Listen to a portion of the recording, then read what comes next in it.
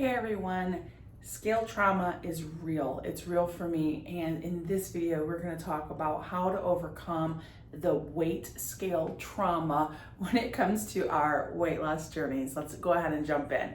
All right, hey everyone, I'm Janice and I am on a health and weight loss journey. As you can tell, I'm working and have a long way to go with it, but I am feeling so much better and doing really well in my journey. And I just want to share with everyone what works for me and just different little tips of the trade or whatever. And in this one, I wanted to have a transparent moment and just the basic trauma of the scale and to say that it is real, it happens, and this is how we can overcome it. Okay, so first of all, we have to identify what it is. So weight loss or scale trauma is where like with me personally, I would absolutely avoid this scale because it was just really traumatic. I mean, I've had a fight with the scale pretty much my whole life. I've been a big girl, and so just getting on the scale after trying to eat well and then having had put on 2 pounds, you just want to throw the scale out the window, and it got to the point that I would completely avoid it, which isn't healthy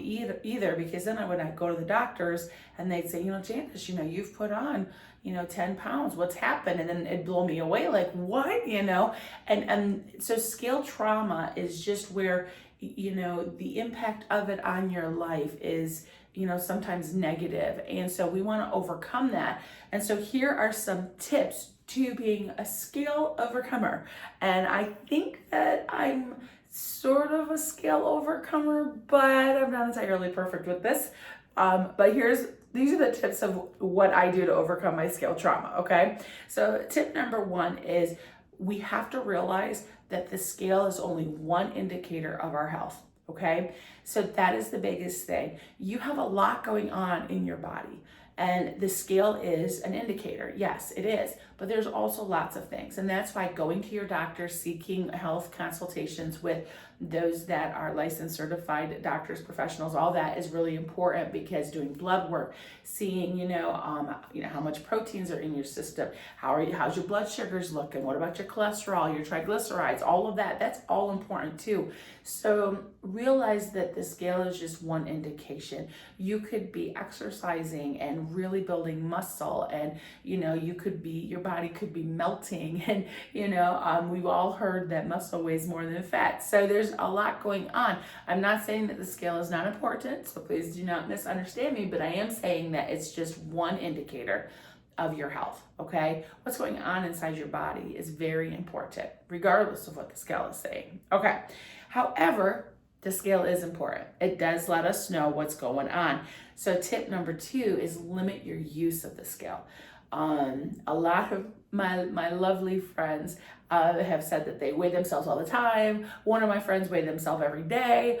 That's limited because your body naturally fluctuates. You could be retaining water, you could be getting ready to start your cycle. There could be a lot of things happening to your body, and your weight is going to fluctuate, especially on the daily. Some people will weigh themselves weekly. I personally weigh myself once a month. Because my scale trauma is very real. So once a month I will weigh myself, and then I mark my progress on that. So that works for me. So just limit how and when you weigh yourself. Most people weigh themselves in the morning, after they use the restroom, before they eat or drink anything. And that's probably the most accurate weight of what you're weighing in that moment. But definitely limit it. Do not be a slave to that scale, okay? Pick a time, whether it's weekly or monthly, and stick to that, and then just eat healthy and let other indicators of your life show you that you're on that healthful journey, okay? And then number 3, change your mindset. Change your mindset. I would feel so overwhelmed when I would, think I was eating so well throughout the week, only to go to a Weight Watchers weigh-in and see that I had gained, or even that I had stayed the same. And it would break me. I would be like, oh, what am I doing all this for if I'm not going to lose weight? My mindset, I was a slave to the scale. That was the indicator of whether or not I was successful. Listen, if you are eating healthfully, if you are drinking your water, if you are exercising on a regular basis, if you are doing things that are good and a benefit to your health, Change your mindset and realize that that is important, okay? That is important. Don't give up healthy eating just because the scale isn't doing what you want it to do. Keep healthy, mindful eating. Learn to be grateful. Learn to be positive and appreciate life. Change your mindset, and you'll find that the scale doesn't have such a weight on you, so to speak, when it comes to what it is saying. It is an indicator. Yes, we do want to be within a healthy weight. We know that that's important, but there are other things in life that if we are doing are really good. So for instance, if you're drinking your water every day, or if you gave up soda, or if you've tried this intermittent fasting and you're not eating anymore after 7 o'clock and just giving your body a break in the evenings, those are all healthy things. Don't give them up. Even if the scale isn't telling you what you want it to, stay on the path of health. It is so important. Your body will thank you. It might not be on the scale in that moment, but stay focused and your body will naturally positively respond to these strong, good choices that we're making. All right, so I wanted to encourage you. If you experience scale trauma, you're not alone. I have two.